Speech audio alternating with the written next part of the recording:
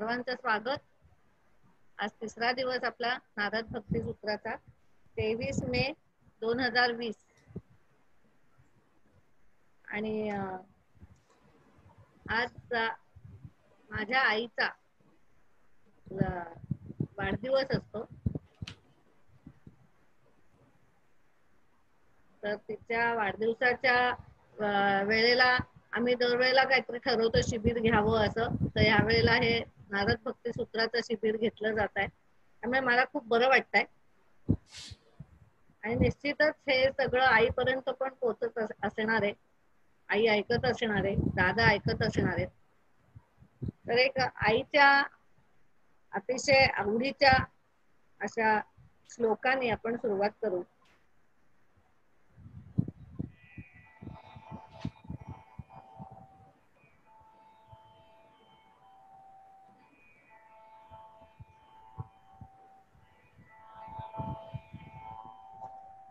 हा दादांनीच शिकवलेला श्लोक आहे.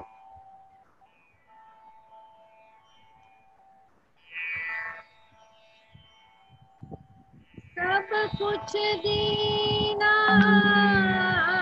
आपने भेंट करूं क्या नाथ,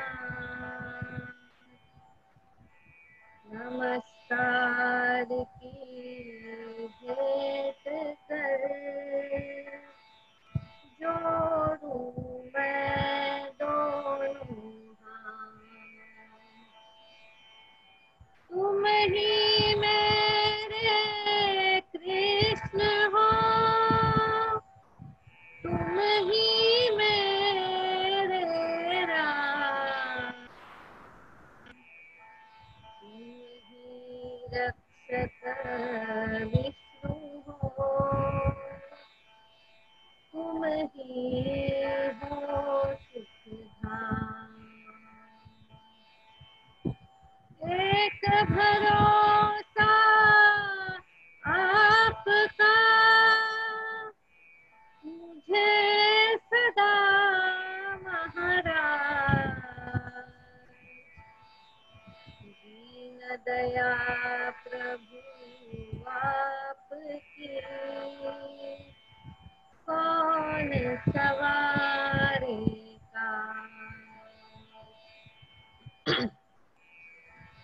सोते बैठे जागते चलते फिरते काय, तेरा ही प्रभु आसरा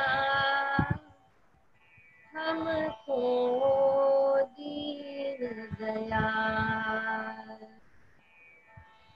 तुम ही मेरे कृष्ण हो, तुम ही मेरे राम, तुम ही रक्षक विष्णु हो, तुम ही हो सुखधाम। सब कुछ दीना आपने भेंट करूं क्या नाथ, नमस्कार की भेंट कर जोड़ूं मैं दोनों हाथ, जोड़ूं मैं दोनों हाथ। हरिओम. सुरुवात करायला काय हरकत नाही.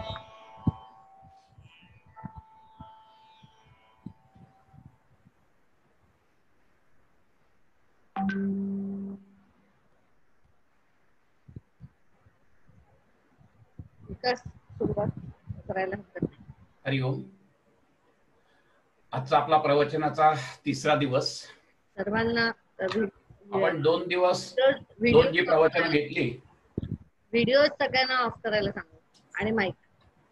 माईक सगळ्यांनी ऑफ करा आणि व्हिडिओ पण ऑफ करा. व्हिडिओ केलेत तर चांगलं होईल, बरोबर. तर आपण हे 2 दिवसामध्ये बघितलं की नक्की जी भक्ती असते, कोणाचा तरी माईक चालू आहे, ऑडिओ चालू आहे माईक.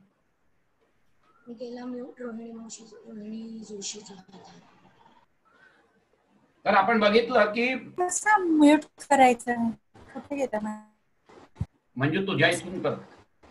जाऊ दे, तुम्ही व्हिडिओ चालू ठेवा, गोंधळ होतो. म्हणजे तू माईक तुझ्या इथून ऑफ कर.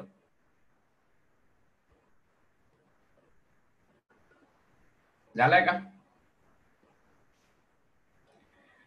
तर आपण बघितलं की ही जी भक्ती आहे ही पराभक्ती, आता जे काही आपली चर्चा चालली आहे ही चर्चा ही पराभक्तीबद्दल चाललेली आहे.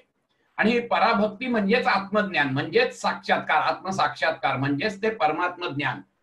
पराभक्तीलाच म्हटलेलं आहे. म्हणजे भगवंत प्राप्ती म्हणजे काय, तर त्या पराभक्तीमधूनच होत असते. पराभक्तीमधूनच आपल्याला आत्मज्ञान होत असतं. पराभक्तीमधूनच आपल्याला तो सच्चिदानंद जो आहे तो अनुभवता येत असतो. आणि सगळं जे काही वर्णन चाललंय हे सगळं आपलं पराभक्तीबद्दल चाललेलं आहे. त्यानंतर अपराभक्ती म्हणजे काय वगैरे वगैरे ते नंतर येईल पुढे, त्याच्याबद्दल वाद नाहीये. परंतु आता पराभक्ती म्हटलं. आणि मग ही पराभक्ती कशी असते तर आपण बघितलं, परम प्रेम स्वरूपा आणि अमृत स्वरूपा अशी असते. आणि अशी ही पराभक्ती जर का प्राप्त झाली तर त्या भक्ताला काय काय प्राप्त होतं तेही आपण बघितलं. त्या 3 सूत्रांमध्ये बघितलं. यत् लब्ध्वा पुमान् सिद्धो भवति, अमृतो भवति, तृप्ती भवति. नंतर यत् प्राप्य किंचित न वांछति, न शोचति, न द्वेष्टि, न रमते, न उत्साही भवति. आणि अजून एक बघितलं तिसऱ्याच्यात, म्हणजे यत् ज्ञात्वा मत्तो भवति, स्तब्धो भवति आणि आत्मारामो भवति. आणि मग आता ही भक्ती जी आहे या भक्तीची अद्वितीयता आपण कालपासून सुरुवात केली. तर काय अद्वितीयता आहे, तर पहिलं आपण सूत्र बघितलं 7वं, सा न कामयमाना निरोध रूपत्वात्. म्हणजे ही जी आहे ही कामना रहित असते भक्ती, त्याच्यात कुठचीही कामना नसते आणि निरोध रूपात असते. निरोध असतो त्याच्यात. निरोध म्हणजे काय, तो थोडक्यात त्याग. तो कसा आहे तो पुढच्या ह्याच्यात त्यांनी सांगितलंय. कसला त्याग आहे तर पुढच्या सूत्रात ते सांगतात, निरोधः तू लोक वेद व्यापार न्यासः. इथे आपण काल आलो होतो, बरोबर आहे. निरोध म्हणजे काय तर लोक वेद व्यापार न्यासः, म्हणजे लौकिक आणि वैदिक जी जी काही म्हणून कर्म आहे, जी जी काही म्हणून आपला व्यापार चालतो, या सगळ्या व्यापाराचा त्याग, याचा अर्थ निरोध. आता आपण लौकिक तर आपल्याला माहितीच आहे, आपल्याला काय काय लागतं ते, त्याचा तो त्याग करतोच माणूस. परंतु नारदांनी असं सांगितलंय की तो जो पराभक्तीला गेलेला भक्त असतो तो वैदिक किंवा त्या वैदिक कर्मकांडामुळे, यज्ञ यागामुळे जे काही आपल्याला मिळत असतं स्वर्गीय सुख वगैरे, त्याचा सुद्धा तो त्याग करतो. म्हणजे ती पण कामना धरत नाही. आणि आपण काल तेही बघितलं की ही तर पहिली पायरी आहे. वेदांत फिलॉसॉफी जेव्हा आपण माणूस शिकतो, ज्यावेळेला गुरुकडे जातो, तर गुरुकडे जायच्या आधी काय पाहिजे तर तुमची स्वतःची तयारी पाहिजे. त्या तयारीमध्ये ह्या 4 गोष्टी अनुस्यूत आहेत, ज्याला साधना चतुष्टय म्हणतात. विवेक, वैराग्य, षटसंपत आणि मुमुक्षत्व. ह्या 4 गोष्टी अंगी बाळगल्यावर तुम्ही अधिकारी व्यक्ती होता गुरुकडे जाण्यासाठी. मग गुरु तुम्हाला ज्ञान देतो. मग श्रवण, मनन, निधिध्यासन याच्यामधून तुम्हाला पुढे आत्मसाक्षात्कारापर्यंत तो गुरु घेऊन जात असतो. तर आता ह्या सगळ्या ह्याच्यामध्ये हे जे वैराग्य आहे, हा जो त्याग आहे, हा त्याग कुठच्या थरापर्यंत गेला की लौकिक तर त्याग आहेत, लौकिक गोष्टींचा जो काही, भौतिक गोष्टींचा जो काही त्याग, कामना असतात त्या कामनेचा तर त्याग आहेच. परंतु पारलौकिक सुद्धा जी सुख आहे जी आपण उपभोगलेली नाहीये, ज्याच्याबद्दल फक्त ऐकलेलं आहे, ज्याला आपण शब्द प्रमाणाने म्हणतो की शब्द प्रमाणाने मला कळलंय की स्वर्गामध्ये असं असं असतं, स्वर्गामध्ये तसं असतं, स्वर्गामध्ये सुंदर अप्सरा असतात, स्वर्गामध्ये काय अजून हे असतात, रंभा असतात, मेनका असतात. सगळ्या पुरुषांना खूप आनंद झालेला आहे, मला माहिती आहे, फक्त नुसतं इमॅजिन करूनच. परंतु तिथे गंधर्व, किन्नर वगैरे पण असतात, त्यामुळे बायकांनी आनंद व्हायला काही हरकत नाही. आणि त्याच्यावर काय असतं, अमृत असतं की ज्यांनी अमृतत्व मिळतं वगैरे वगैरे सगळ्या गोष्टी, या सगळ्या ऐकीव आहेत. पण ऐकीव असल्या तरी देखील आम्ही त्याच्याबद्दल कामना धरतो. नारद ऋषी म्हणतायत की ही सुद्धा त्या भक्ताला कामना नसते. म्हणजे मी स्वर्गात जायला पाहिजे म्हणून यज्ञयाग आमच्या मीमांसकांनी सांगितलेले आहेत, ते यज्ञयागात सुद्धा त्याला फार इंटरेस्ट नसतो. कारण त्यात काय असणार आहे तर शेवट स्वर्गसुख. पण स्वर्गसुख पण नको, मोक्ष पण नको, नरकात जाणं काय, स्वर्गात जाणं काय, सगळं त्या भक्ताला एकच असतं. एक गोष्ट आठवली म्हणून सांगतो. नारद आणि राधेची गोष्ट आहे. नारद असे सगळ्या तिन्ही जगामध्ये संचार करणारे, आपल्याला माहिती आहे, नारायण नारायणांचा घोष अखंड त्यांचा जप चाललेला असतो. असेच एकदा ते पृथ्वी तलावर येतात आणि कृष्णाला भेटतात. जाऊन नारायण नारायण म्हणत जातात. बघतात तर कृष्ण खूप तळमळत असतात. तर नारदांना म्हणतात, भगवान हे काय झालं काय तुम्हाला? त्यावेळेला ते म्हणतात की अरे माझ्या खूप पोटामध्ये दुखत आहे. मग म्हणे काय औषध घेतलंय, काही घेतलंय का औषध, वैद्यांना बोलवू का? नाही नाही म्हणे, माझ्या फक्त भक्ताची जी पायधूळ आहे ना ती माझ्या जर का कपाळाला लावली तर म्हणे मी बरा होणार आहे. नारद क्षणभर तिथे थांबतात आणि थोड्या वेळाने विचार करतात आणि तडक वृंदावनात जातात. राधेला भेटतात. राधे, अगं असं असं झालेलं आहे. अरे माझा कान्हा, आणि तोही आजारी आहे, तोही तडफडतोय, त्याला पोटदुखी आहे, काय काय उपाय काय? नाही म्हणे, आपल्या कुठल्या तरी भक्ताची पायधूळ जर त्याला पाहिजे असेल, ती जर का मिळाली तर ती त्याच्या कपाळाला लावली तर ते बरे होणार आहेत म्हणून चटकन राधेने आपल्या पायाखालची माती काढून त्यांच्या हातात दिली. नारदांच्या, जा म्हणे, ताबडतोब जा. नारद म्हणाले, अगं राधे, हे मी पण नसतो का करू शकलो? मी पण त्यांचा परम भक्त आहे तुझ्यासारखा, मी पण तिथल्या इथेच करू शकलो असतो. पण आपली पायधूळ भगवंताच्या कपाळाला लावायची, अरे नरकात जाऊ आपण, किती मोठं पाप होईल आपल्या हातून. राधेचं जे उत्तर आहे ते उत्तर सांगतं की कशा पद्धतीने त्या घासावा. मी 100 वेळा नरकात गेली तरी चालेल, पण आत्ता माझा काना बरा व्हायला पाहिजे. तुम्ही ताबडतोब जा, ही माझी पायधूळ घेऊन आणि त्यांना बरं करा. नारद आतल्या आतच ओळखून बसले की राधेचं प्रेम आहे, हे राधेचं प्रेम माझ्यापेक्षा खूपच वरच्या दर्जाचं प्रेम आहे. अशा पद्धतीचं जे प्रेम आहे की ज्याच्यात मोक्षाची सुद्धा कामना नसते, स्वर्गाचीही कामना नसते, मी नरकात जाईन का माहित नाही, माझ्या भक्तीच्या आड जे जे काही येईल त्या सगळ्याला तो बाजूला सारत असतो. अशी ती पराभक्ती असते, परमभक्ती असते. आणि मग या निरोधाच अजून मग पुढे त्यांनी उदाहरणं दिलेली आहेत. निरोधाच अजून चाललंय व्याख्यान. ते म्हणतात पुढच्या सूत्रामध्ये, तस्मिन अनन्यता तद्विरोधेषु उदासीनताच. आणि त्याच्या पुढच्या ह्याच्यात ते सांगतायत, दोन्ही सूत्र एकत्रच घेऊ, की अन्यान्य आश्रयाणाम त्यागा हा अनन्यता. अनन्य भक्ती म्हणजे काय, पराभक्ती म्हणजे काय, अनन्य भक्ती म्हणजे काय, त्याचेही 2 सूत्रात त्यांनी अजून उदाहरण देऊन सांगितलेले आहे. एक आपण बघितलं की ती निरोधक स्वरूप असते. मग निरोधक असला तर लौकिक आणि वैदिक आणि लौकिक कर्मांचा हे आहे. आणि काय असते तर तस्मिन अनन्यता, ती अनन्य भक्ती असते. आणि त्याच्या विरोधात असणाऱ्या सगळ्या गोष्टीबद्दल उदासीनता, असं त्यांनी सांगितलेलं आहे. अनन्य म्हणजे काय नक्की? आम्ही बेसिकली आमचं सगळं जे जीवन आहे ना, हे सगळं काहीतरी मागण्यासाठी असतो. काल मी तुम्हाला सांगितलं, तेन त्यक्तेन भुंजितः, त्यागाने उपभोगायचं असतं. त्यागामध्ये खरं प्रेम आहे. मी काल तुम्हाला उदाहरण दिलं, प्रियकर आणि प्रेयसी. त्या प्रेयसीसाठी प्रियकर त्याग करत असतो. त्याग करून जेव्हा त्याला दिसतं की माझी प्रेयसी खूप आनंदी आहे, खूप सुखी आहे, त्या सुखात स्वतःचं सुख मानणारा जो असतो तो खरा प्रियकर. भगवंताच्या बाबतीतही हेच आहे की अनन्य भक्ती म्हणजे काय, तर त्या भक्तीच्या विरुद्ध कुठचीच कामना नाहीये, अन्य दुसरं नाहीच. तो भगवंत सगळ्या चराचरात ठासून भरलेला आहे, ही जाणीव आहे. एवढंच नाही तर तो माझ्या सगळ्या अस्तित्वात भरलेला आहे. ह्याची जाणीव ठेवून भक्ती करणं म्हणजे अनन्य भक्ती, अन्य दुसरं नाहीच. संपूर्ण चराचरात तो भरलेला आहे, जिथे जाईन तिथे तोच दिसतोय मला. ही भावना ठेवून जेव्हा भक्ती होते त्याला अनन्य भक्ती असं म्हणतात. आमचा मात्र विषय वेगळा असतो. आमचे सगळे विषय भौतिक असतात. मग गाडी पाहिजे, बंगला पाहिजे, घोडा पाहिजे, हे सगळे विषय असतात. परंतु यांचा जो विषय असतो, विषय तो त्यांचा झाला नारायण. नावडे धन जन माता पिता. तुकाराम महाराजांनी एका अभंगात खूप सुंदर सांगितलंय, भक्त ऐसे जाणा जे देही उदास, गेले आशापाश निवारोनी. काय सुंदर ही संत मंडळी आहेत ना, यांनी ह्याचं लौकिक असं ज्ञान घेतलं सुद्धा नसेल, परंतु त्यांना जो साक्षात्कार झालाय त्याच्यात त्यांना हे सगळं ज्ञान आलेलं आहे. हे लक्षात घ्या तुम्ही.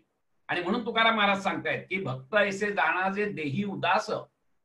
देही म्हणजे या देहातलं, म्हणजे मी, माझा देह, माझं मन, माझी बुद्धी, माझा अहंकार, या सगळ्याबद्दल देही उदास आहेत. ते गेले आशापाश निवारोनी, विषय तो त्यांचा झाला नारायण.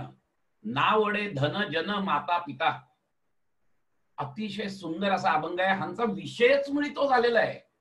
आणि ह्या विषयामुळे त्यांचा एकच विषय, आणि तो विषय म्हणजे काय, तर दुसरे सर काही नाही, माझा भगवंत, की ज्याच्यावर मी अलोट प्रेम करतोय, निस्सीम प्रेम करतोय, ज्याच्यावर माझी पूर्णपणे श्रद्धा आहे आणि ज्याच्यासाठी माझी संपूर्ण शरणागती आहे, अशा त्या भगवंतावर जेव्हा मी प्रेम करतो त्या वेळेला, आणि ह्या चराचरात तोच ठासून भरला, ह्या ज्ञानाने मी जेव्हा प्रेम करतो त्यावेळेला ती जी भक्ती होते, ते जे प्रेम होतं ते प्रेम भक्तीमध्ये रूपांतरित होत असतं.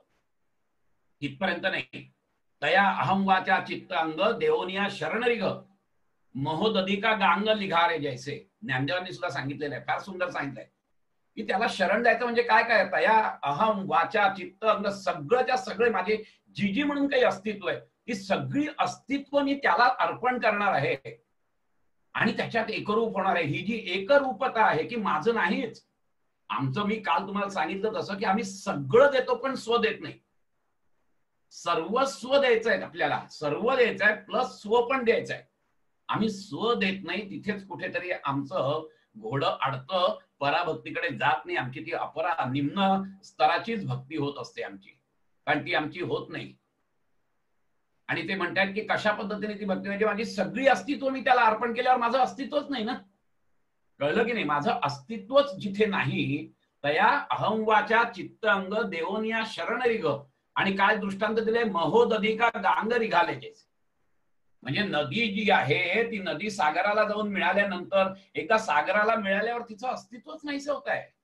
नदी नदी राहत नाहीये, तीच सागर बनते.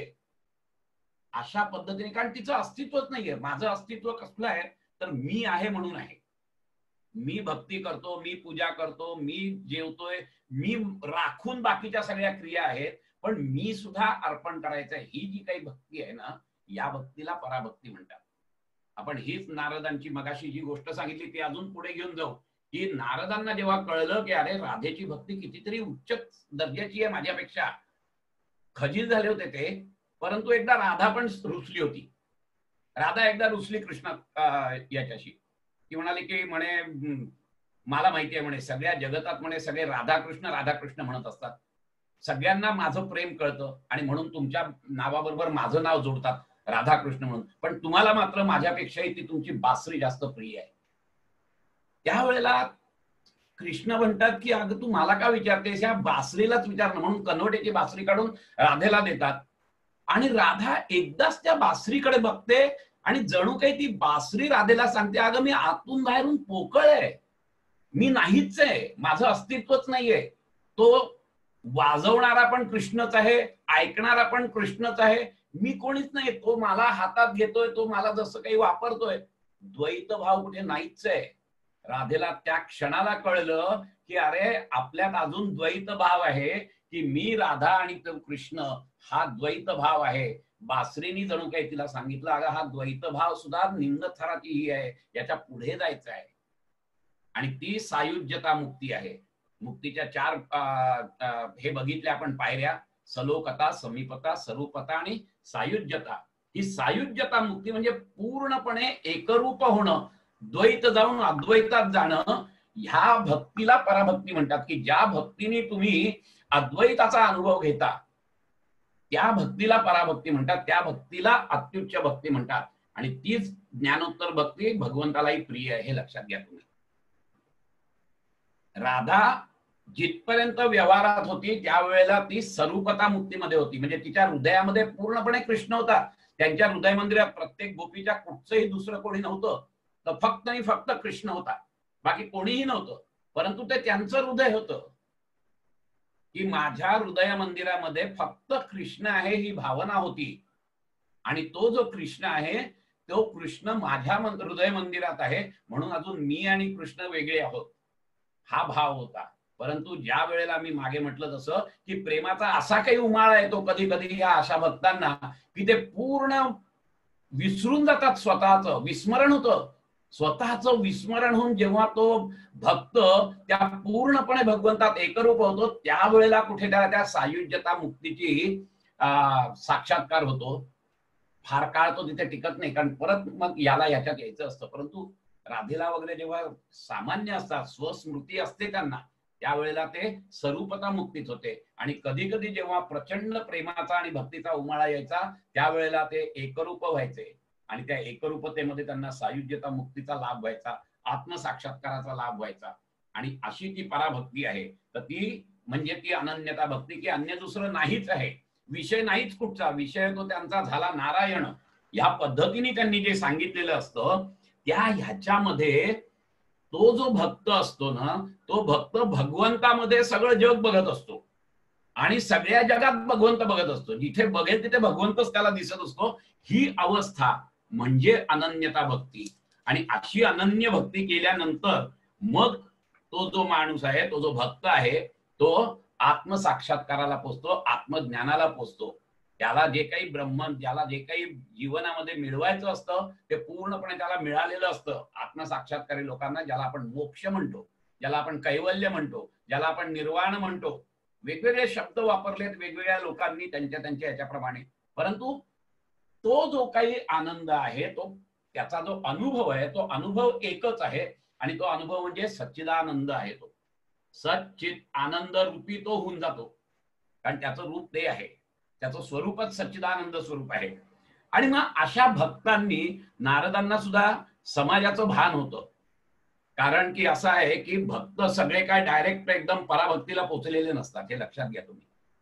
त्यामुळे साधना ही करावीच लागते, भक्ती साधना पण करावीच लागते, भक्ती योगाची सुरुवात करावीच लागते. आणि म्हणून पुढच्या सूत्रात त्यांनी असं सांगितलंय की भवतु निश्चय दाढ्याम मूर्धम शास्त्र रक्षणम.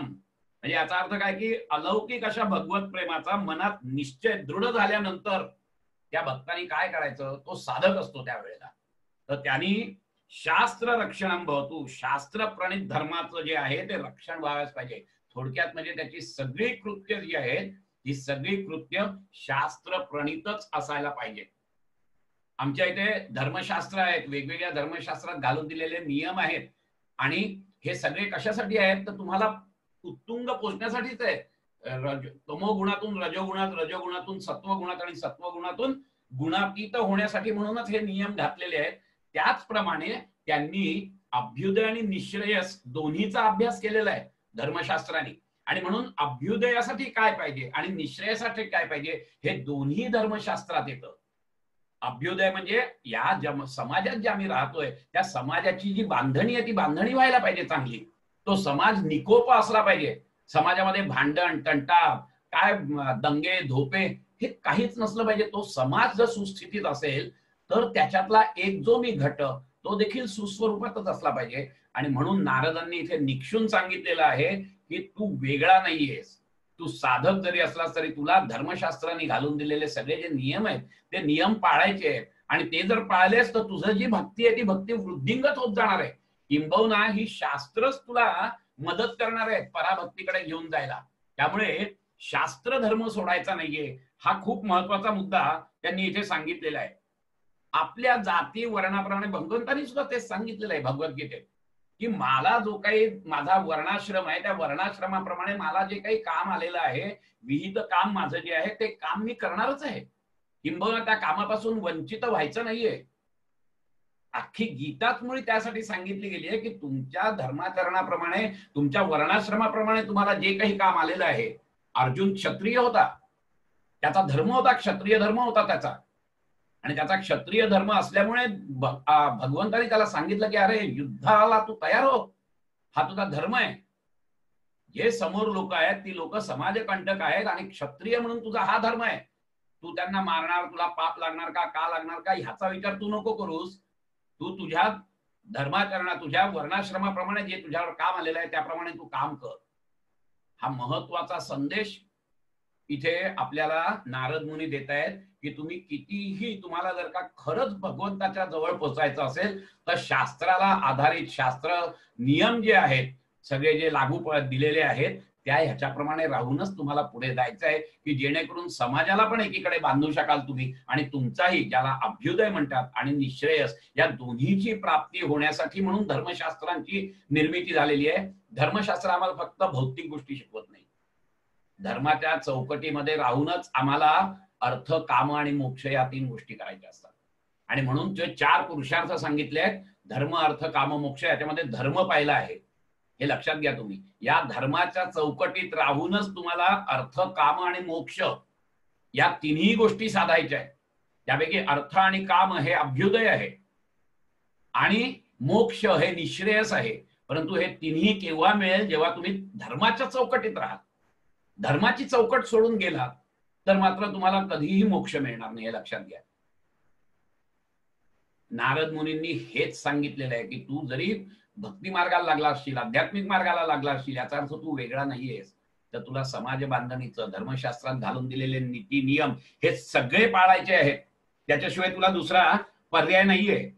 आणि म्हणून तुला तुझ्या वर्णाश्रमाप्रमाणे जे जे काय, आणि आम्ही महाराष्ट्रात बघतो की 18 पगड जाती जमातीचे संत आम्ही बघतोय. या सगळ्यांनी आपापले धर्म सोडलेले नाहीये. जिथे सावता माळी होता, सेना नावी होता, हे तुकाराम महाराज वैश्य होते, नामदेव शिंपी होते, सगळे वेगवेगळ्या प्रकारची लोक होती. आणि तरी देखील त्यांनी त्यांच्या वर्णाश्रमाची कामं न सोडता भगवत भक्तीत पुढे आलेले आहेत. का? तर त्यांनी ते शास्त्राप्रमाणे राहिले आणि म्हणून भगवंतानी त्यांना मदत केलेली आहे. आणि त्यांचं प्रेम वृद्धिंगत नुसतं नाही केलं तर अख्खे भगवंतामध्ये ते विलीन झालेले आपण बघतो. आपल्या महाराष्ट्राने भरभरून आलेलं संतांचं पीक बघितलेलं आहे. आणि या संतांच्या पिकामध्ये जर तुम्ही बघाल तर 18 पगड जाती जमातीची लोक आहेत. कोण नाहीये, सगळ्या प्रकारची लोक आहेत. कान्होपात्रे सारखी वेश्या व्यवसायात वाढलेली मुलगी पण आहे. कोण नाहीये, सगळी लोक ह्याच्यात आहेत. ज्ञानेश्वरांसारखे जातीने ब्राह्मण असलेले ते पण आहेत. परंतु तिथे ही जी जात आहे, हे जे कर्म आहे, हे कर्म खूप गौण आहे. मुख्य काय आहे तर भगवंताबद्दलचं प्रेम. आणि तुम्ही जर का म्हणाल की मी आता आध्यात्मिक मार्गाला लागलोय तर मला या सगळ्या धर्मशास्त्राच्या नियमांची वगैरे काही जरुरी नाहीये, तर तसं होत नाही. नारद मुनी सांगतायत की धर्मशास्त्राला अनुसरून तुम्ही तुमचं कर्म करत राहा, भगवंत तुम्हाला मदत करेल. आणि म्हणूनच धर्मशास्त्र जर असेल तरच तुम्ही त्याप्रमाणे वागाल. आणि म्हणून या शास्त्रांचं जे आहे, या शास्त्रांचं अतिशय सुंदर रीतीने नुसतं पालन नाही, त्याचा अभ्यास करून स्वतः श्रोत्रिय बनून आणि मग ब्रह्मनिष्ठ बनतो माणूस. श्रोत्रिय पहिले बनायला पाहिजे, त्या शास्त्राचा अभ्यास केला पाहिजे, त्या शास्त्राप्रमाणे वागलं पाहिजे. आणि नंतर मग जेव्हा तुम्ही आत्मसाक्षात्कार होतो त्यावेळेला त्याला ब्रह्मनिष्ठ म्हणतात. तिथपर्यंत तो श्रोत्रिय आणि ब्रह्मनिष्ठ झालेला जो भक्त असतो, तो भक्त मग समाजासाठी लोकांना धर्मशास्त्र शिकवायला लागतो आणि त्यामुळे समाज बांधला जातो. हे लक्षात घ्या. ही सगळी लोक जी आहेत, समाजाला जर का शिकवायचं असेल तर तुम्हाला धर्मशास्त्र यायला पाहिजे. तुम्हाला हे सगळे जे त्याच्या मागची जी फिलॉसॉफी आहे, तत्वज्ञान आहे, हेही कळायला पाहिजे. आणि आत्मसाक्षात्कार पण व्हायला पाहिजे. कारण आत्मसाक्षात्कार झाल्याशिवाय तुम्ही लोकांना सांगणार कसं की काय आहे. आणि म्हणून धर्माचा रक्षण करण्यासाठी भक्ताला श्रोत्रिय आणि ब्रह्मनिष्ठ असणं अतिशय गरजेचं आहे. एखादा माणूस म्हणेल की मला आता आत्मसाक्षात्कार झालाय तर मला कशाची गरज आहे, आता मला काही गरज नाही, कारण जे मिळवायचं होतं ते मी सगळं मिळवलेलं आहे, आता मी माझ्यातच राहील. तर भगवंत म्हणतात, नारद मुनी म्हणतात तसं नाहीये. पुढच्या सूत्रात ते सांगते, अन्यथा पतित्या आशंकाया. जर का तसं नाही केलं तर अध्यात्म मार्गापासून च्युत होण्याचं भय असतं. सरळ सरळ सांगितलेलं आहे त्यांनी. आणि ही गोष्ट घडते जेव्हा आध्यात्मिक माणूस कुठेतरी केव्हा तरी त्याला आत्मसाक्षात्कार होतो किंवा मागच्या जन्माचे हे असल्यामुळे होतो. परंतु तो जर का आपल्या धर्मशास्त्राप्रमाणे वागला नाही तर मात्र त्याचं आध्यात्मिक मार्गावर पतन होतं. आणि पतन झाल्यानंतर परत तो साक्षात्कार त्याला होत नाही, हे लक्षात घ्या तुम्ही. त्यावेळेला त्याची अवस्था अक्षरशः पाण्यातून मासळी बाहेर काढावी तसा तडफड तडफड तडफड करत असतो. कारण की एकदा झालेला आहे तो जो काही अमृताचा घोट घेतलेला आहे मी, आणि आता मिळत नाही, मी त्याच्यासाठी बसलेलो आहे, आणि इकडे तर मी संपूर्णपणे वैराग्य प्राप्त झालेलं आहे माझ्या. अशा वेळेला त्याची अवस्था अशी होते, धोबी का कुत्ता न धरका न घाट का, अशा पद्धतीने अवस्था होत असते त्याची. आणि म्हणून ते सांगतायत की न मात्र जे पतन होतं त्या पतनाला तूच कारणीभूत आहेस. अतिशय सुंदर रीतीने सांगितलंय. आणि म्हणून शास्त्राप्रमाणे वाग हे सांगितलेलं आहे यांनी. आपल्याला भगवद्गीतेत पण भगवान श्रीकृष्णांनी तेच सांगितलंय, तस्मात शास्त्रम प्रमाणम ते कार्य अकार्य व्यवस्थितो ज्ञात्वा शास्त्र विधानोक्तम कर्म कर्तुम इह अर्हसी.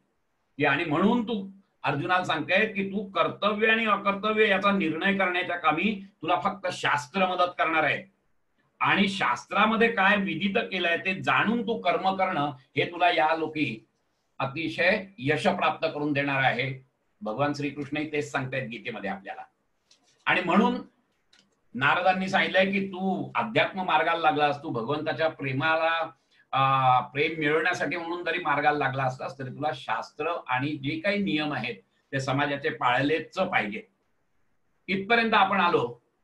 आता आपण याच्या पुढे जे बघणार आहोत ते मात्र आपण या धर्माच्या वेगवेगळ्या, या भक्तीच्या वेगवेगळ्या व्याख्या ज्या वेगळ्या लोकांनी केलेल्या आहेत ते बघणार आहोत. नारदांनी त्यांच्या ह्याच्यात तेच सांगितलेलं आहे की नारद म्हणतात की तल लक्षणाने वांचते नाना मतभेदा. त्या भक्तीची लक्षणं जी आहेत त्याच्या ज्या व्याख्या आहेत त्या मात्र वेगवेगळ्या आचार्यांनी वेगवेगळ्या केलेल्या आहेत. आणि म्हणून नारद पहिल्यांदाच इथे सांगतात की मी पहिले त्यांच्या व्याख्या सांगतो आणि मग नारदांनी स्वतःची व्याख्या सांगितली आहे, ती जी सर्वसमावेशक व्याख्या आहे, आपण ती बघणार आहोत. परंतु आता महत्वाचा मुद्दा असा असतो की मग ही वेगवेगळी कशी काय आहेत बाबा? जर का पराभक्ती एकच असेल तर मग याच्यामध्ये वेगवेगळे मार्ग कसे आले? अगदी साधं गणित आहे त्याच्या मागचं की तो जो अनुभव आहे तो अनुभव अनिर्वचनीय आहे, तो शब्दातीत आहे, शब्द तोकडे पडतात त्याला. आणि म्हणून तो अनुभव सांगण्याचा जसा तुम्ही प्रयत्न करता आणि ज्या मार्गाने तुम्ही त्याला तो प्राप्त झालेला आहे त्या मार्गाचं ते विवरण करतात फक्त. मग ते मार्ग वेगवेगळे असतील. मी पहिल्या माझ्या याच्यात सांगितलेलं आहे की ते अनिर्वचनीय असल्यामुळे ज्याला जे मिळालं ते जे त्याचा अनुभव जो मिळाला तो अनुभव एकच जरी असला तरी मार्ग वेगवेगळे आहेत. कोणी ज्ञान मार्गाने तो मिळवला, कोणी कर्म मार्गाने मिळवला, कोणी भक्ती मार्गाने मिळवला, कोणी ध्यान मार्गाने मिळवला. आणि मग त्यांचे त्यांचे संप्रदाय बनत गेले. एकाला बुद्धांना निर्वाण अवस्था वेगळ्या पद्धतीने मिळाली, त्यांनी त्यांची मतं मांडली, त्या मताला ज्यांनी हे दिलं ते त्यांचे अनुयायी झाले आणि तो संप्रदाय झाला. वेदांताचा जो अभ्यास केलेला आहे त्यांना सांगितलं की कशा पद्धतीने मला हे मिळालेलं आहे फळ, मग ते त्यांचा संप्रदाय झाला, ते ज्ञानयोगी झाले, कर्मयोगी काही झाले, भक्तियोगी काही झाले. आणि म्हणून मग या भक्तियोगाचे सुद्धा नाना प्रकार आहेत. मग कोणी वेगवेगळ्या पद्धतीने भक्ती करत असतो. तेच प्रकार नारदांनी आता इथे सांगितलेले आहेत. 3 आचार्यांचं त्यांनी उदाहरणं दिलेली आहेत की कशा पद्धतीने त्यांनी सांगितलेलं आहे. तर पहिलं जे आहे ते पूजा आदिषु अनुरागाः इति पाराशर्याः, म्हणजे उत्कट प्रेमाने आणि पूर्ण आसक्तीने परमेश्वराच्या पूजेत रस घेणे म्हणजे भक्ती. भक्तीची व्याख्या केलेली आहे त्यांनी चक्क. कोणी केली आहे ही? पाराशर्याः, पराशर ऋषींच्या मुलांनी म्हणजे व्यासांनी अशी व्याख्या केली आहे की अतिशय उत्कट प्रेमाने त्या भगवंताची पूजा करणं म्हणजे भक्ती. आता भगवंताची पूजा करायची म्हणजे कशी करायची? तर आम्हाला 5 ज्ञानेंद्रिय आणि 5 कर्मेंद्रिय आणि मन दिलेलं आहे.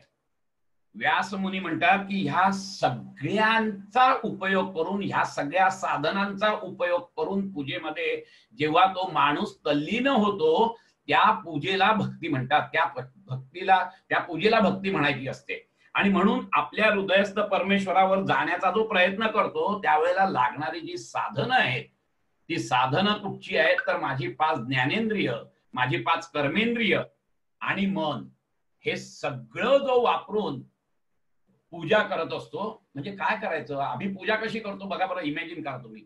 आणि व्यास मुनी कशी सांगतायत पूजा ती बघा. व्यास मुनी सांगतायत तुम्हाला पूजा करायची आहे ना, संपूर्ण मन त्याच्यात पाहिजे, अतिशय प्रेमांतून तुम्ही ती पूजा केली पाहिजे. म्हणजे मी देवाला जणू काही आंघोळ घालतोय, अतिशय प्रेमाने देवाला ताभानात घ्या, कळलं की नाही? देवाला ताभानात घेऊन त्याच्यावर पाणी टाका, नंतर मग षोडशोपचार पूजा करा.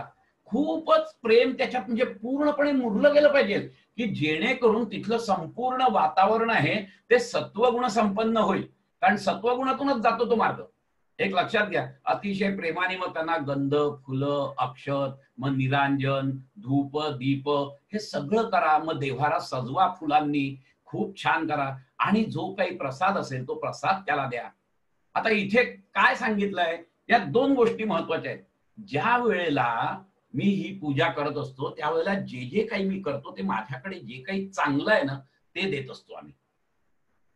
व्यासमुनी असं नाही म्हणत की हा तुम्ही तो ना ती पाठ म्हणजे अगदी चांदीचाच घ्या बरं का, तामन बिमन चकचकीत चांदीचं नाही तर सोन्याचं पाहिजे असं नाही. तुमच्याकडे जे आहे त्यातलं सर्वात चांगलं काय असेल ते त्याला द्या.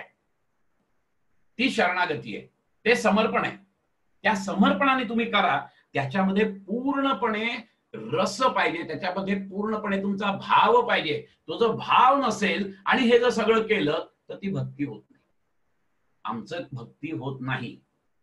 आम्ही पूजा करतो बघा बरं जरा, आपण पूजेला देव तामानात घातले की कोणीतरी येतो, अगं येतो माझा ड्रायव्हर आला ना की त्याला ती फाईल ठेवली आहे ती दे त्याला. अरे तू पूजा करतोयस का तुला तुझं लक्ष तिकडे आहे की तो ड्रायव्हर येईल त्याला ती फाईल द्यायची आहे म्हणून? अरे जरा ते हे तो जरा आवाज वाढव रे, जरा चांगलं गाणं लागलंय, माझं आवडतं गाणं आहे ते, तिकडे पूजा चालली आहे आणि लक्ष आहे गाणं काढ. आमची पूजा अशी असते, हे लक्षात घ्या तुम्ही. त्याच्यात एकरूप होणं त्या पूजेमध्ये आणि त्याच्यातून प्रचंड आनंदाच्या उर्मी फुटणं, याला भक्ती म्हणतात. ह्या पूजा आदिषु अनुरागाः इति पाराशर्याः. त्याच्यामधून आनंदाच्या उकळ्या फुटून प्रेमभराने जेव्हा आपण भगवंताकडे बघतो, भगवंताची सेवा करत असतो. पूजा म्हणजे काय, आम्ही सेवा करतो भगवंताची, आणि त्या भगवंताच्या सुंदर मुखाकडे बघून प्रचंड उल्लसित होत असतो. अशा पूजेला भक्ती म्हणतात, की ज्याच्यामध्ये पूर्ण प्रेम आहे, ज्याच्यामध्ये पूर्ण मन लागलेलं आहे माझं, अशा पूजेला म्हणतात. आमचं तसं होत नाही, आम्ही नुसतं कर्मकांड करतो. आमची पूजा कशी असते माहितीये का? फार दासगणू महाराजांनी एका लावणी वृत्तामध्ये फार सुंदर कवन केलेलं आहे. आमची पूजा कशी असते? उज्ज्वल तांब्या आसन लोकरी, घण घण वाजे घाट पूजेचा, लांबवरी बोभाट, चक चक चक चक सगळी भांडी भिंडी चकाचक केलेली एकदम छानपैकी, बसायला मस्तपैकी अगदी भरजरी याचं जरीचं हे वगैरे, आणि हे जोरजोरात घंटा वाजवत आहेत की त्या गल्लीच्या पलीकडे कळलं पाहिजे की महाराज पूजेला बसलेत म्हणून. सगळा अहंकार आहे त्याच्यात आमचा, आमचं मन त्याच्यात नाहीये. कळलं की नाही? हा महत्वाचा मुद्दा आहे. निरांजने ती 10-20 जळती, नाश तुपाचा खरा, बदामी नैवेद्याला शिरा. नैवेद्याला शिरा तिथे सुद्धा आम्ही पहिले सांगतो, अगं हे आज ते नैवेद्याचं ताक ना मी घेणार आहे, तर जरा केशर बदाम बिदाम जरा त्या शिऱ्यात टाक बरं का. अरे तू पूजा करतोयस का तुझ्या डोक्यात नैवेद्याचा ताट मी घेणार आहे त्याचा आहे? ठीक आहे का? गुलाल बुक्का अबीर चंदन, अष्टगंध अर्गजा पाहिजे, म्हणती गरुड ध्वजा. सगळे वेगवेगळ्या प्रकारची अत्तर आणि सुगंधित द्रव्य वगैरे आम्ही सगळी लावत असतो. परंतु अशी पूजेची करी तयारी, बहुरूप्याचे परी भक्ती अंतरी. दासगणू महाराज म्हणतात, अरे हे बहुरूप्याचं हे केलंय तू, सोंग आणलंय, नुसतंच दाखवतोयस मी भक्ती करतोय, आतमध्ये काहीच नाहीये, भक्तीचे नाव नसे अंतरी. अशी भक्ती काय कामाची आहे? त्यापेक्षा तुझ्याकडे जे आहे, काय अवडंबर माजवायची, आम्ही अवडंबर माजवतो, बाकी काही करत नाही. पूजा करतो म्हणजे आम्ही अवडंबर माजवतो एकतर, आणि नाही तर काहीतरी करायचं म्हणून चला आता पटपट पटपट पट करा, की ऑफिसला वेळ द्या, माझी या ट्रेन उरली आहे, मग काही नाही म्हणून धडाखालीच आम्ही हे करतो, देवाला धुतो बितो, फटाफट फटाफट आवरतो देतो. तिथपर्यंत डोक्यात अनंत वेगळे विचार असतात, त्या भगवंताचा एकही विचार नसतो पूजा करताना, हे लक्षात घ्या तुम्ही. मग अशी पूजा व्यासांना अपेक्षित नाहीये.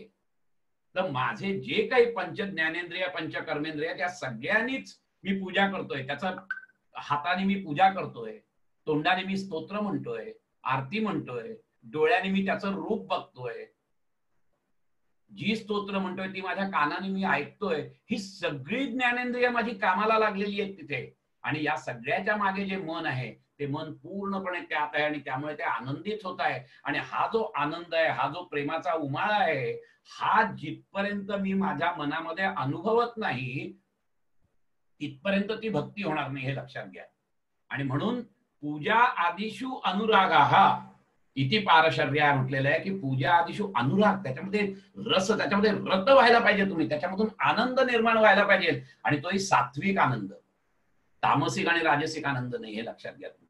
तो सात्विक आनंद जेव्हा निर्माण होईल त्यावेळेला ती भक्ती होईल, त्यावेळेला ती पूजा म्हणजे भक्ती होईल, तिथपर्यंत होणार नाही. हा खूप महत्वाचा मुद्दा यांनी इथे सांगितलेला आहे.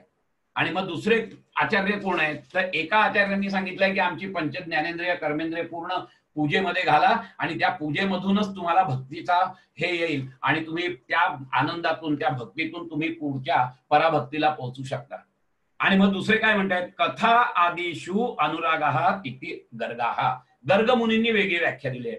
गर्ग मुनींनी काय सांगितलंय की तुम्ही सदोदित त्याच्या कथा कीर्तन म्हणजे कान जीभ आणि डोळे ह्या 3 आमच्या अवयवांवर त्यांनी भर दिलेला आहे. आणि तो काय म्हणतायत ते की महर्षींनी व्याख्या भक्त साधना कशी करायची तर सदोदित त्याचं गुणगान ऐकत राहा, सदोदित त्याचं गुणगान गात राहा. कळलं की नाही? सदोदित त्याच्या मूर्तीकडे बघून उल्हसित व्हा. कथा कीर्तन जागरण ही सगळी करत राहा, नुसतीच ऐकू नका. तर तुम्ही पण त्याचं गुणगान गा. ह्या तिन्ही याचा पूर्णपणे उपयोग करून जेव्हा तुम्ही त्याचं गुणगान गाता, जेव्हा तुम्ही त्याची भजनं म्हणता, जेव्हा त्याची तुमची स्तुतीसुमन तुम्ही त्यांना वाहता, त्यावेळेला ती भक्ती होते असं त्यांनी सांगितलेलं आहे.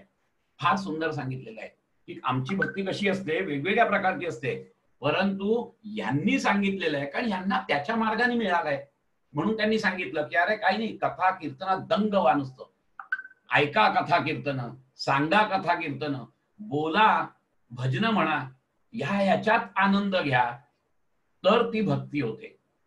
अतिशय सुंदर भागवतामध्ये एक श्लोक आहे, फार सुंदर आहे. तो श्लोक असं सांगतोय की तो जो भागवता त्या कीर्तनामध्ये जो मृदंग वाजतोय ना, तो मृदंग जणू काही या माणसाचा धिक्कार करतोय. कुठल्या माणसाचा? येशाम श्रीमत यशोदा सुतपद कमले नास्ति भक्तिर् नराणाम येशाम आभीर कन्या प्रिय गुण कथने नानुरक्ता रसज्ञा येशाम श्रीकृष्ण लीलाम ललित गुण रसे सादरो नैव कर्णो धिक्ताम धिक्ताम धिगेताम कथयति सततम कीर्तनस्थो मृदंगः. कीर्तनातला मृदंग धिक्कार करतोय तुमचा, धिक्तांग, त्याच्यातून जो आवाज निघतोय धिंग धिंग धिंग, तो जणू काही तुमचा धिक्कार करतोय. कोणाचा? येशाम श्रीमत यशोदा सुतपद कमले. श्रीमत यशोदेचा पुत्र, त्याच्या पदकमलांची ज्याची भक्ती नाही त्याचा धिक्कार असो असं तो मृदुंग सांगतोय. येशाम आभीर कन्या ललित गुण रसे. आभीर, आभीर म्हणजे गवळी, आभीर कन्या म्हणजे गोपी, गोपींना प्रिय असणारा जो कृष्ण आहे. येशाम आभीर कन्या प्रिय गुणकथने. त्या कृष्णाचं गुण सांगण्याचा, गुणलौकिक सांगण्यासाठी तुमची जीभ जर का आरक्त होत नसेल, तुमची जीभ जर का आतुर होत नसेल, तर तो कीर्तनातला मृदंग तुमचा धिक्कार करतोय. येशाम श्रीकृष्ण लीला ललित गुणरसे सादरो नैव करणं. अरे त्याचे गुणगान, त्याचे संपूर्ण चरित्र ऐकण्यासाठी तुमचे कान जर का अधीर नसतील, तर तो कीर्तनातला मृदंग जो आहे तो मृदंग तुमचा धिक्कार करतोय. धिक्ताम धिक्ताम धिगेताम कथयति सततम कीर्तनस्थो मृदंगः. हे 3 अवयव जे दिलेले आहेत ना तुम्हाला, हे तिन्ही अवयव कशासाठी दिलेले आहेत? त्याच्या भक्तीसाठी दिलेले आहेत. आम्ही या अवयवांचा वेगळा उपयोग करतो. आम्ही पॉप संगीत ऐकू, कान दिले आम्हाला, आम्ही डोळ्याने वेगळंच काहीतरी बघू, तोंडाने काहीतरी, कारण तोंड दिलाय, जीभ तर कशीही चालते. तसं नाहीये. गर्गमुनी म्हणतात की ह्या सगळ्याचा उपयोग त्याच्यासाठी करा. त्याची भजनं म्हणा, त्याला डोळ्यांनी बघा, किंवा दुसरीकडे बघताना त्यालाच बघा त्याच्यात, तर तुमची भक्ती वाढत जाते. हे शेवट भक्तीचं रूप आहे. तुम्हाला ज्या वेळेला हळूहळू सगळ्या चराचरात तो भगवंत दिसायला लागतो आणि त्या सगळ्या चराचराबद्दल प्रेम निर्माण होतं, त्याच्यासाठी त्याग करावासा वाटतो, त्यावेळेला समजून जायचं की माझं प्रेम वृद्धिंगत होत आहे. आणि जसं प्रेम वृद्धिंगत होतं, तुम्हाला आपोआप ह्या शक्ती मिळत जातात. फक्त तेवढंच त्याच्याकडे बघायचं, त्याचा उपयोग नाही करायचा. परवा आपण बोललोय याच्यावरती, कळलं की नाही? आणि म्हणून गर्ग मुनींनी सांगितलेलं आहे की या पद्धतीने जर तुम्ही केलं तर ती मात्र भक्ती होते.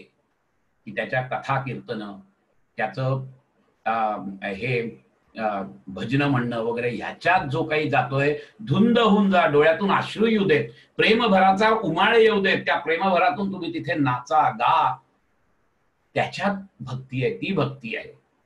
हे गर्ग मुनींचं आहे. आणि मग शांडिल्य मुनी काय म्हणतायत, आत्मरती अवविरोधेन शांडिल्या.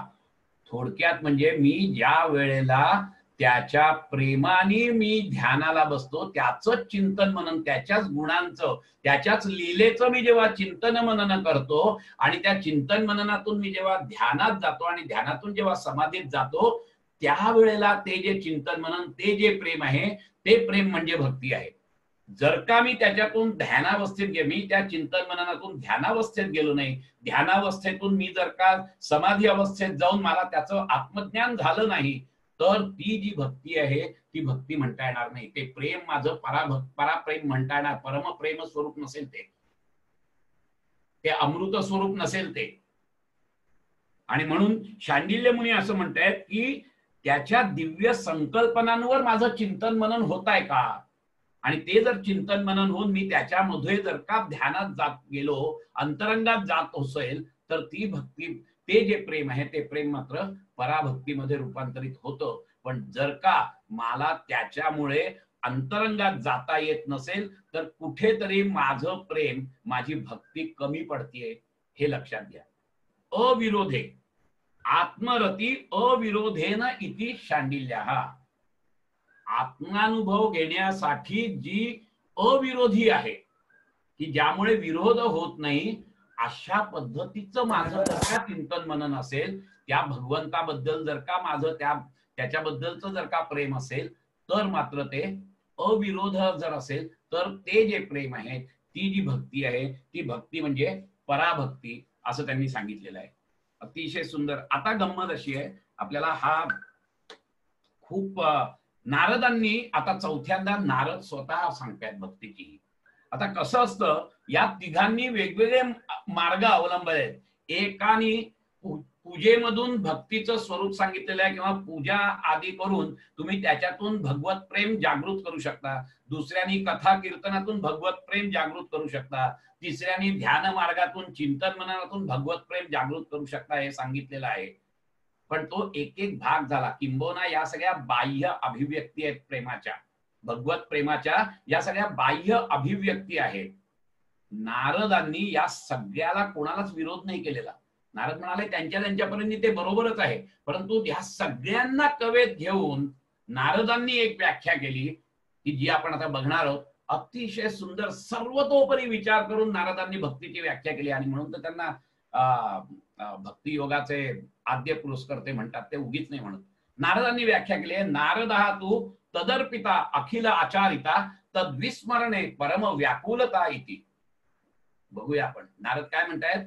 नारदः तू, नारद म्हणतायत की माझ्या मतानी तद अर्पिता अखिल आचारिता, माझी सगळीच्या सगळी कर्म ही त्या भगवंताला अर्पण करणं, आणि त्याच्या वियोगाच्या प्रत्येक क्षणी परम व्याकुळ जर का मी होत असेल, तर समजायचं की ती माझी पराभक्ती आहे. याचा आपण अनुभव करूया.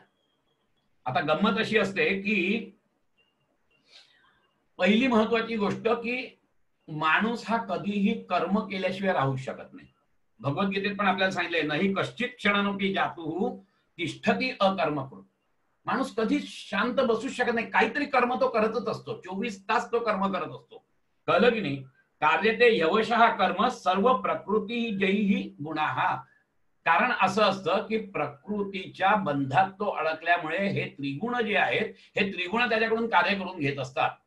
आणि म्हणून नाही कश्चित क्षणमपि जातुहु, एक क्षणभर देखील माणूस थांबत नाही. नारद म्हणतात तुम्ही जर का कर्म करायचं थांबत नसाल, तर 24 तास त्याचं जर अनुसंधान पाहिजे असेल, तर ती सगळीच्या सगळी कर्म जी आहेत ना, ती कर्म तुम्ही भगवंताला अर्पण करा.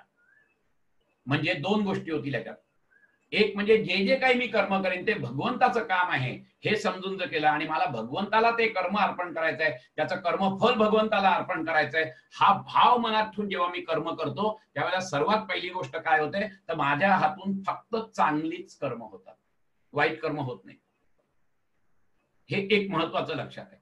दुसरं महत्वाचं गोष्ट अशी असते की मी सतत ते अनुसंधान ठेवत असतो की माझी सगळी कामं मी भगवंताला अर्पण करतोय. त्यामुळे 24 तास तुम्हाला भगवंताचं अनुसंधान लागतं. 24 तास लागतो तुम्हाला. 24 तास तुम्ही भगवंताच्या सान्निध्यात असता. आणि म्हणून मग ते त्यांनी सांगितलंय की मग ते पूजा असो किंवा कथा कीर्तन असो किंवा ध्यान असो, ही सुद्धा कर्मच आहेत. ह्या कर्मात सुद्धा तुमची ही सगळी कर्म त्या भगवंताला अर्पण करायची आहेत. त्याच्या व्यतिरिक्त तुमची जी भौतिक कर्म आहेत, जी काही लौकिक कर्म आहेत, ती कर्म सुद्धा भगवंताला अर्पण करा, या भावनेने करा की जेणेकरून भगवंताला अर्पण केलं की चांगलीच कर्म होतील. चांगलीच जर कर्म केली तर तुम्ही आपोआपच सत्वगुण संपन्न होत राहता. आणि सत्वगुण संपन्न जर तुम्ही होत राहिलात तर तुम्हाला तो जो मार्ग आहे तो मार्ग अतिशय सोपा मार्ग आहे. तो अहो येता जाता उठत बसता कार्य करिता, सदा घेता देता वदनी वदता ग्रास गिळता, घरी दारी शय्ये वरी रती सुखाचे अवसरी, समस्तांची लज्जा त्यजुनी भगवत चिंतन करी. हेच सांगितलंय. अहो येता जाता उठत बसता काय जे जे काही तुम्ही कराल सतत त्या भगवंताचं अनुसंधान ठेवा. ते अनुसंधान का ठेवायचं आहे? कारण असं आहे की ते अनुसंधान जर मी ठेवलं नाही तर त्या भगवंतापासून मी थोडासा वेगळा होईल. आणि थोडासा वेगळा झाल्यानंतर जर का त्या वेगळेपणात मी प्रचंड व्याकुळ झालो तर ती भक्ती आहे. ती व्याकुळता जर का मला पोखराला निघाली तर समजायचं की माझं खरं प्रेम आहे. ते ही अतिशय महत्वाची गोष्ट इथे यांनी सांगितलेली आहे. खूप सुंदर रीतीने सांगितलेली आहे की कर्म कसं करावं. तर कर्म त्याला अर्पण करण्यासाठी कर्म करायचं, कर्माचं फळही त्याला अर्पण करायचं. आणि त्याचप्रमाणे प्रत्येक वेळेला कर्म करताना मी भगवंतासाठी कर्म करतोय हा भाव जर त्याच्यात असेल तर मात्र खरं सांगायचं तर तुमचं अनुसंधान भगवंताशी तुटतच नाही. आणि जर का तुटलं तद विस्मरणे परम व्याकुलता येते. थोडा क्षण जरी सुटला तरी देखील परम व्याकुळ, जसं मासळी बाहेर काढल्यानंतर तडफडत असते त्याप्रमाणे ती माझ्या मनाची तडफड होते का स्वतः बघायचंय. ती आपण अरे असं झालं काय, ठीक आहे ठीक आहे आता परत जाऊ आपण भगवंताकडे. नाही, प्रचंड व्याकुळता. ती मासळी तडफडते कशी, तिला परत उचलून पाण्यात टाका की ती अथांग सागरात पोहत असते. त्याचप्रमाणे ती व्याकुळता जेव्हा त्याला कळते की अरे मी भगवंतापासून माझं अनुसंधान सुटलंय, प्रचंड आतमध्ये तो तळमळत असतो. आणि परत जेव्हा तो भगवंताच्या त्या महासागरामध्ये, प्रेमाच्या महासागरात पोहायला लागतो तेव्हा तो परत त्या भगवंताशी एकरूप होत असतो. असंही जेव्हा गोष्ट घडेल त्यावेळेला त्याला भक्ती असं म्हणतात.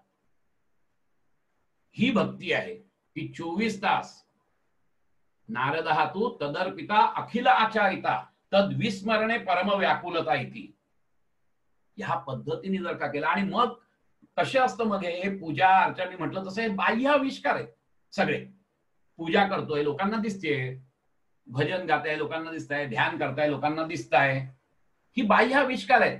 मग ह्याच्यातून काय असतं तर अबोल पूजा होऊ शकते, अबोल तुमचं भजन कीर्तन होऊ शकतं, अबोल तुमचं ध्यान धारणा चिंतन मनन होऊ शकतं. कसं होऊ शकतं?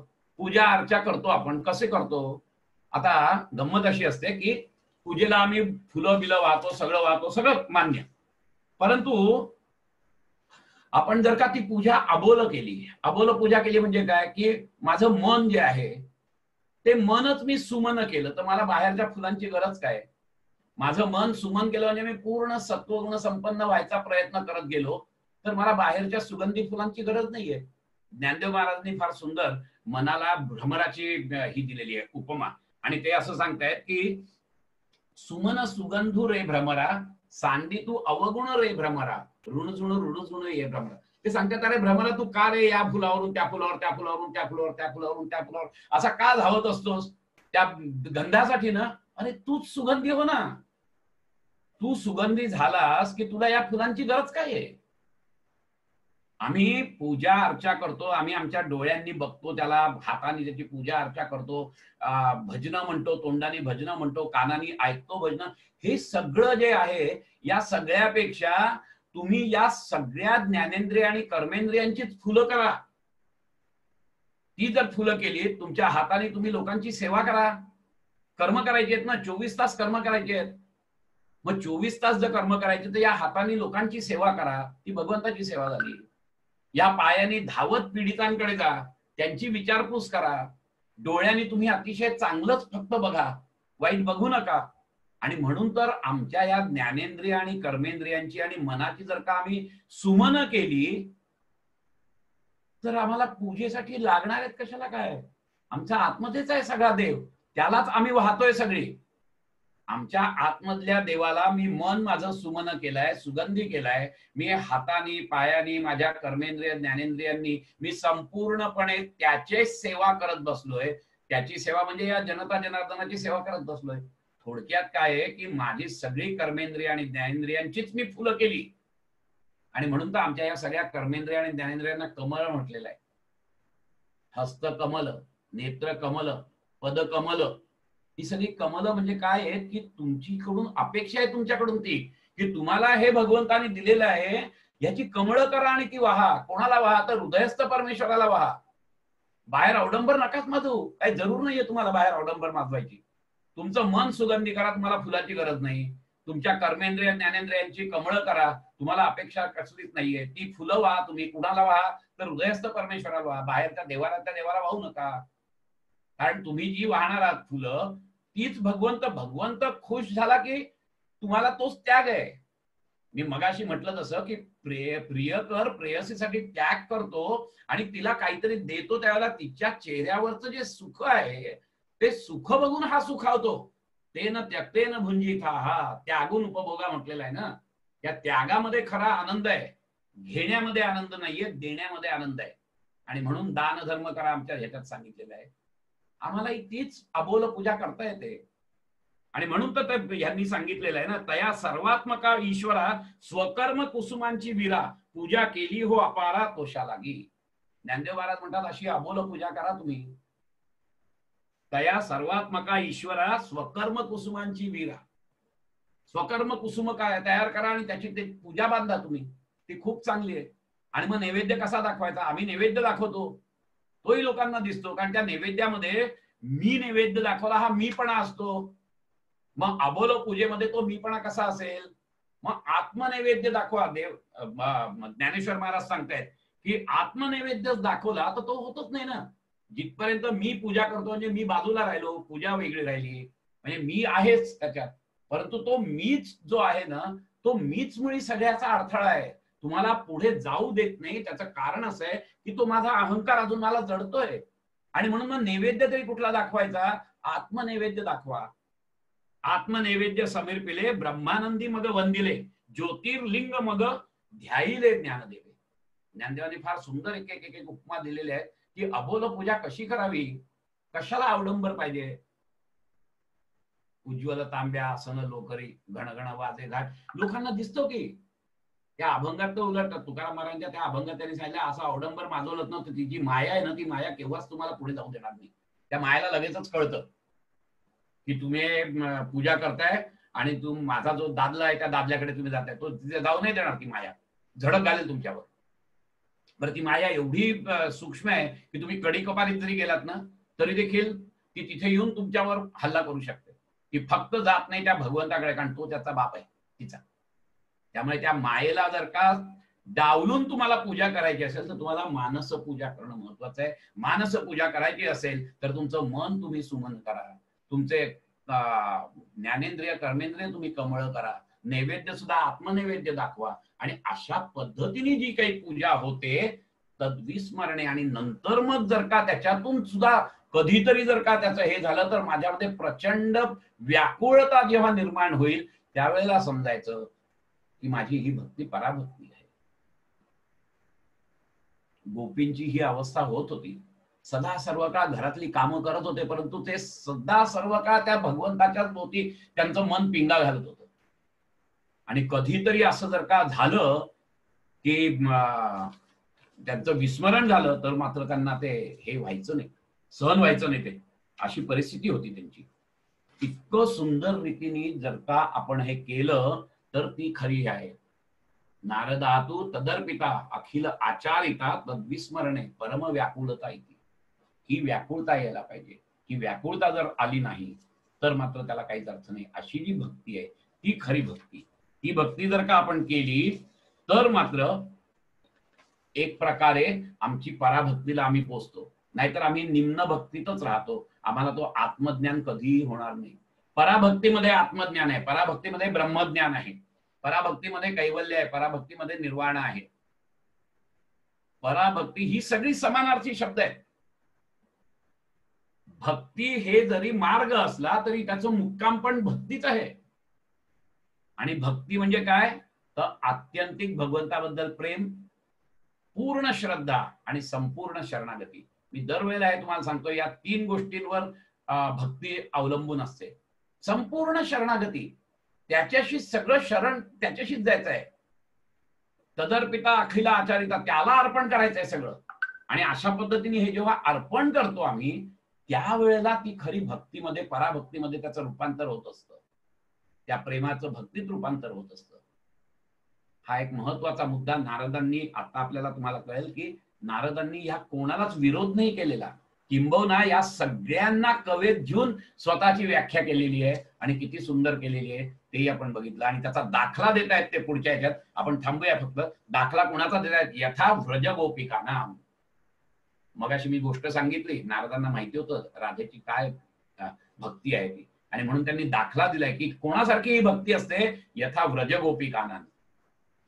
उद्यापासून आपण त्याची सुरुवात करूया की कशा पद्धतीने. ह्याच्या पुढचे सगळे घेऊया.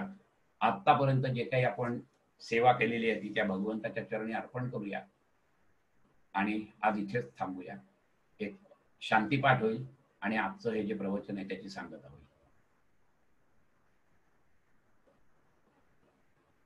सर्वांना धन्यवाद अटेंड केल्याबद्दल.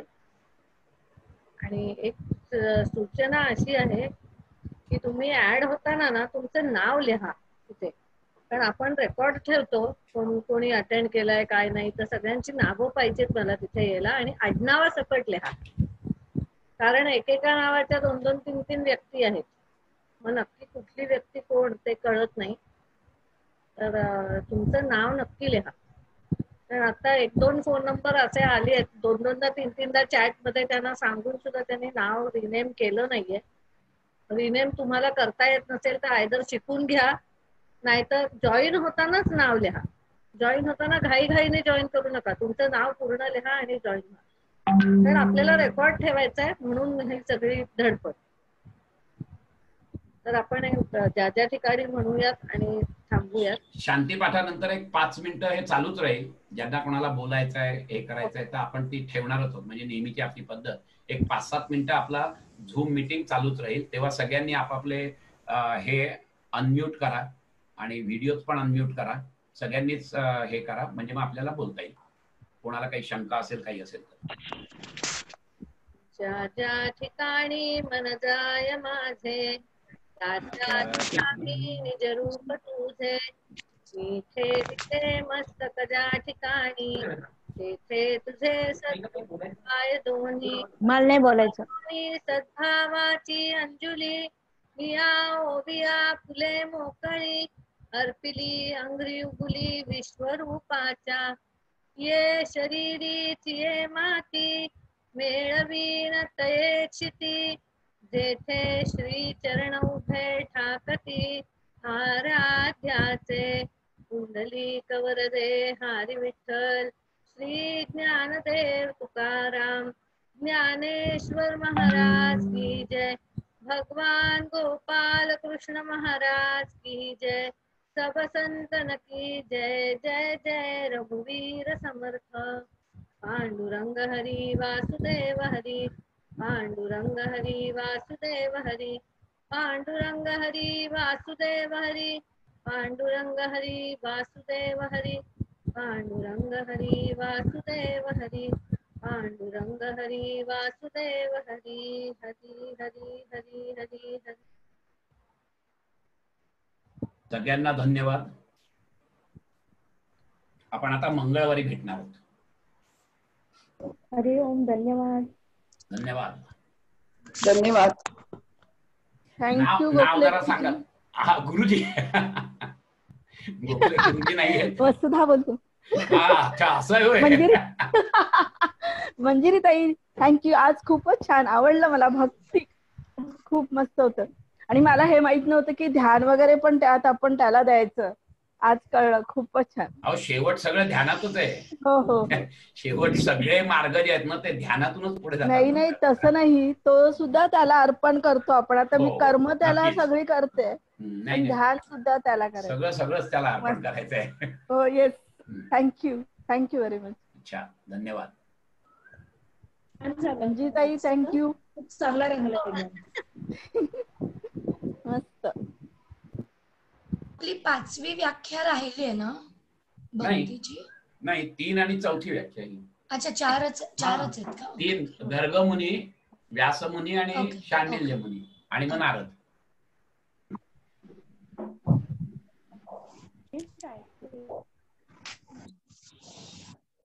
आपण आता मंगळवारी भेटतोय सगळे. धन्यवाद. आजचं एकदम इंटरेस्टिंग. धन्यवाद. धन्यवाद. तर आपले किती झाली सूत्र?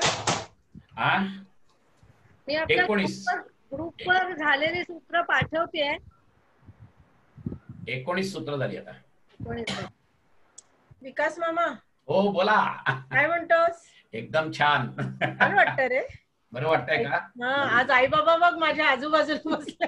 अरे कुठे आहेत मला दिसत नाही ते. ते काय? थांब थांब थांब 1 मिनिट थांब जरा. कुठे गेलीस तू? थांब जरा. अरे मी वरती आहे अगं हा तुझ्या बाजूला. आता ते गॅलरी व्ह्यू केलं तर ते दिसेल, नाही तर नाही दिसणार. थांब थांब थांब. अरे त्याचीच ओपन नाहीये. नाही नाही थांब ना तुला बघतो. हा विकास थांब ना. आता गेली का तू? हा मग आता मिळालीच तेच. मिळाले का आजच्या वेळेला? अरे परत गायब झालीस. तेवढ्यात गायब झालीस. चालेल, 2 हा मिनिट नाही आली 2 आली मिनिट इकडले आहेत. आली दिसलीस जरा. नाही ग मी यावेळेला 2 म्हणजे मोबाईलही घेतला आणि लॅपटॉप वरही केलेला आहे त्यामुळे आहे अच्छा. माझाच नंबर आहे दोन्ही. म्हणून 2 ठिकाणी आलंय का ते? म्हणून 2 ठिकाणी आलं. अच्छा. एक हे ऐकतात आहे आई बाबा आणि मी एका ठिकाणी असं ओके ओके.